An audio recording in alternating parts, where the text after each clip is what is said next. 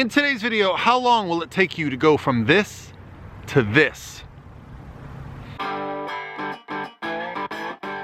Hey guys, what's going on? It's Paul Ravella from ProPhysique.com. In today's video, I got a great question from a subscriber about how long it's gonna take to get to 10% body fat. And today's question comes from my Instagram direct message. So if you guys wanna send me questions, my Instagram direct message is available. And if you like this type of content where I kind of break down the myths behind how to get more muscle, lose body fat, have the physique of your dreams with an evidence-based approach from a coach who does this for a living, well, hit subscribe. It's what I love to do here. So today's question goes like this. I have 18% body fat and I've been doing weights for around 6 weeks now. I've seen small amounts of muscle growth, but I'm looking to shred my fat percentage to 10%. Roughly how long do you think this will take me to get to this goal, and how much cardio should I be doing? So you asked a lot of great questions here.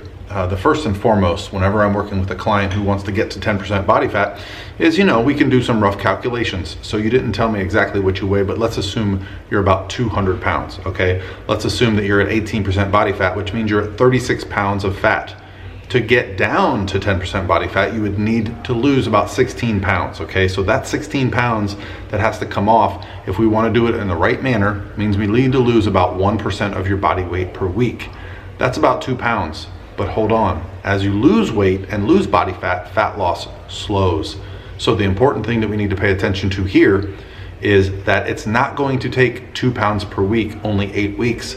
You can probably double that, because as weight loss and fat loss slow, we also want to make sure we're preserving muscle. So I would suggest planning 16 weeks to reach your goal. Now, if you guys don't really know where to start with your calories and you're not having any success, well, I have a free calorie calculator on my website. I'll put it in the description below and maybe in one of the comments. And so you can just click on that and you just plug in some information. It doesn't cost you anything, and it just gives you an idea of how many calories you should be taking in to lose weight, to build muscle, whatever it may be. When we're dieting down to 10% body fat, the one thing we do not want to do is lose muscle, lose lean body mass, okay? That is hard earned, and it's going to leave us in a position where we don't look as good. So when you look at somebody like me, when I show you a before and an after, and maybe I'll throw in some clips here of me, at 10% body fat or lower, where I'm really lean, what you'll notice is that I have what appears to be more muscle, but that's just because the body fat is gone.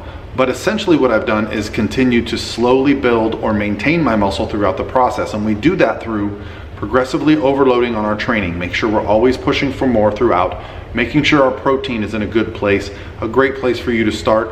As I said, I don't know your weight, but if you're at, say, 200 pounds and your goal is to get down to what we discussed, which was to lose about 16 pounds, well, you could set your protein level at that number. You could set your protein at 184 grams. That would be plenty to make sure we're maintaining muscle. So you get 184 grams a day. I would break that up over 4 to 5 meals. You want to make sure you're getting 20 to 30 grams minimum per meal to make sure you're hitting your leucine threshold to trigger muscle protein synthesis. But the point here is that we're doing all the things in our power to really lose body fat. Now, the final question you asked was about cardio. Now, cardio may or may not be necessary depending on your lifestyle and what you do for a living and how active you are. Now, I actually enjoy doing cardio. I do it right over there on my walking treadmill every morning about 5:30 a.m. and that's just how I get up and start moving throughout the day. I sit at a desk and work all day.